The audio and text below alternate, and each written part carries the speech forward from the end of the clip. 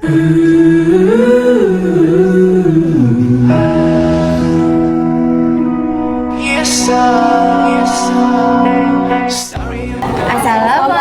warahmatullahi wabarakatuh.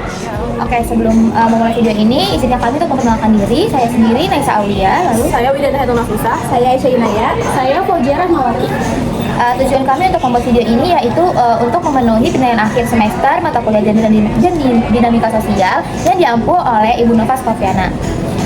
Sebelumnya, perkenalkan kami kelompok 8. Di video ini kami akan membahas soal fashion dan self expression, yang mana tuh gimana pakaian bisa menjadi membentuk identitas gender di lingkungan kampus. Misalnya seperti banyak perempuan feminim yang lebih ingin menggunakan pakaian-pakaian seperti memakai rok atau baju blus yang warna-warnanya itu pastel, yang mereka anggap itu warna tersebut sebagai warna yang lebih lucu untuk mengekspresikan dirinya.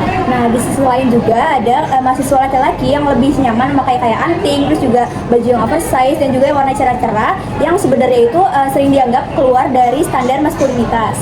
Nah, pertanyaan utamanya adalah apakah pakaian itu cuma soal gaya atau sebenarnya itu jadi cara kita memperlihatkan identitas gender kita kepada orang lain. Nah, itu yang kita bahas di video nanti. See you!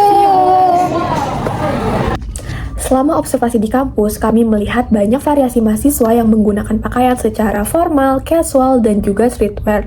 Misalnya, banyak anak laki-laki yang menggunakan pakaian soft atau lebih cerah itu kadang dianggap out of norm oleh sebagian orang. Sementara itu juga, sebagian teman perempuan yang menggunakan pakaian seperti memakai celana baggy atau juga hoodie oversize itu juga mendapatkan perhatian lebih oleh beberapa orang. Nah, kami juga mewawancarai beberapa teman kami terkait fashion dan self-expression. Berikut videonya. Kalau menurut aku sendiri ya berpenampilan itu penting kan, karena orang melihat kita itu ya dari penampilan sendiri gitu. Kalau kayak dari karakteristik ataupun sifat itu kan nanti ya. Dan aku biasanya milih berpakaian itu ya berdasarkan apa yang aku nyaman dan cocok itu sendiri. Jadi kayak, dan kalau misalnya mengikuti tren, kayak aku beberapa juga mengikuti tren, kayak misalnya Y2K atau style dari tahun 2000-an yang saat ini kan lagi ngetren juga, karena aku mencoba hal-hal itu juga gitu.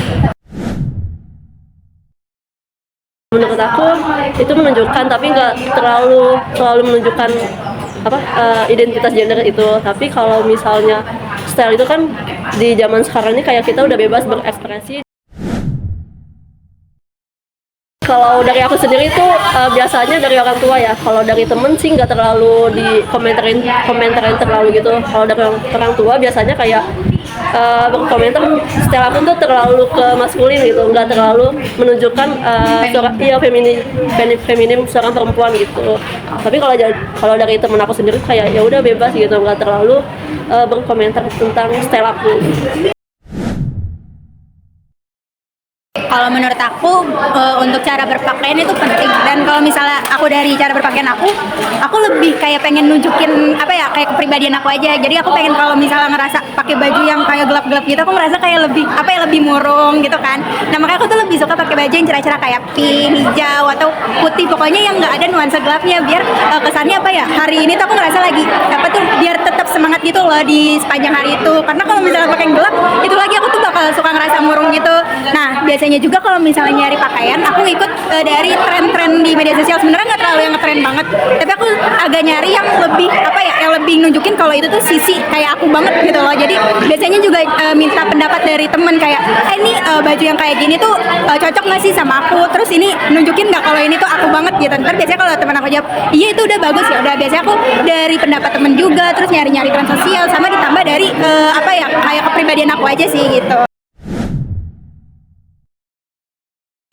Kalau menurut aku pastinya iya, karena kan pakaian laki-laki sama pakaian perempuan itu emang udah dari ranah awalnya, dari fitrahnya manusia itu emang udah beda gitu kan. Laki-laki itu harus pakainya yang celana atau apa, nah perempuan juga. Nah itu emang benar-benar ngebedain identitas antara gender perempuan atau gender si laki-laki itu. Kalau menurut aku iya pasti dibedain.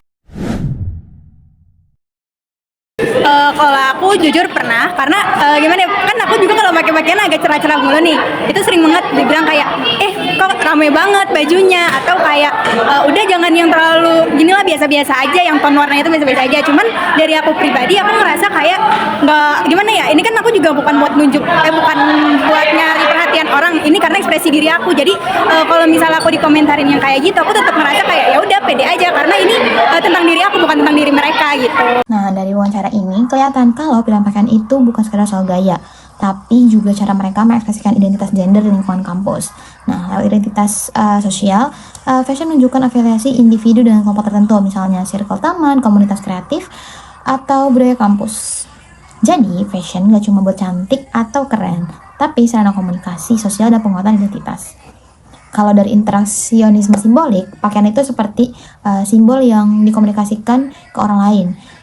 Cara orang menanggapi simbol itu, misalnya memberi pujian, komentar, atau tatapan, sebenarnya ikut membentuk identitas gender orang tersebut.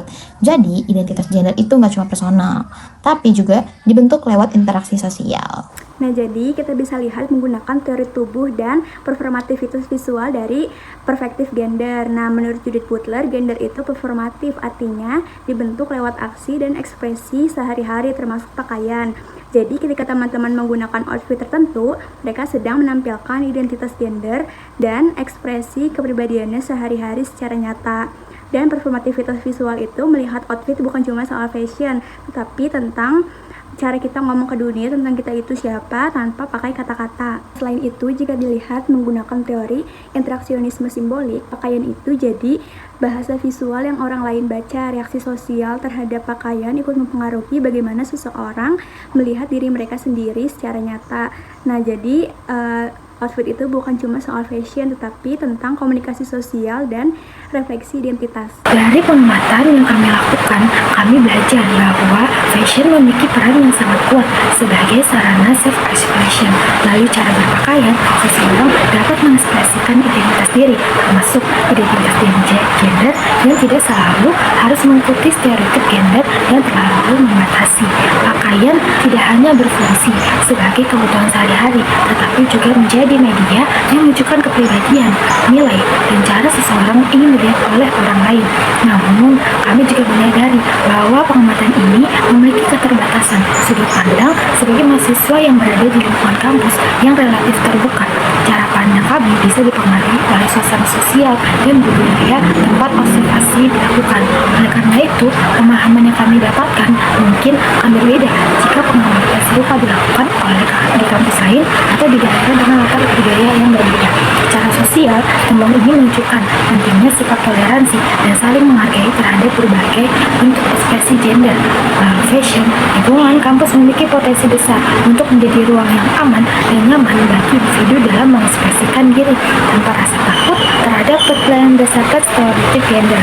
Dalam konteks ini, interaksi sosial memegang peran penting karena respon dari orang lain, baik berupa penerimaan maupun penolakan, dapat mempengaruhi cara seseorang menampilkan identitas gender melalui pakaian. Jadi kesimpulannya, fashion itu bukan cuma soal penampilan, tapi bagaimana cara seseorang mengekspresikan identitas gendernya. Jadi lewat pakaian itu juga kita bisa dapat mengekspresikan diri dan juga menegosiasi dengan norma yang ada.